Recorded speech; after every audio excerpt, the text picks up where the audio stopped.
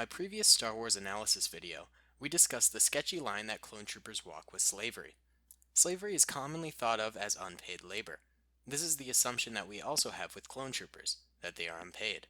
However, historically, slavery doesn't necessarily imply unpaid labor. Plenty of slaves were able to earn small amounts of money for their work. An important example of this in history is Olato Equiano, a slave who managed to earn enough money from trade to buy his freedom from his master.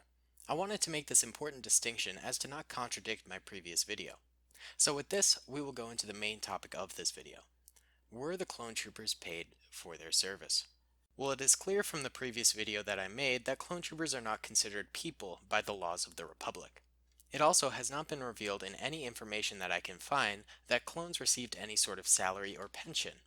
This doesn't mean they didn't get paid, it just means that the canon does not explicitly state that they do.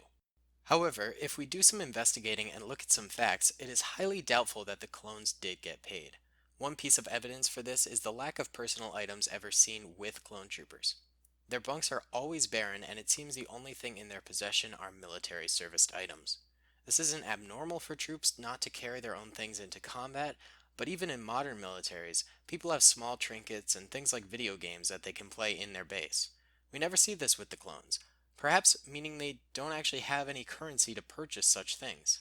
Then there's also the fact that in the movies and television series, upkeep of the clone army is always spoken about in terms of weapons, ammunitions, and other supplies, but never about salaries. In one particular episode in the Clone Wars series, a bill is proposed to the Senate in order to order new clone troopers. They talk about the upfront costs of the clones, but never about the future costs due to pensions and pay. This could be accounted for a lack of foresight, but I think it's more telling that the clones simply were not compensated at all. Now, there's one last thing I would like to mention before the end of this video, and that is the clone bar that is mentioned in the Clone Wars series. On Coruscant, there exists a clone bar known as 79s. The bar is privately owned, so presumably the clones had to pay on their own.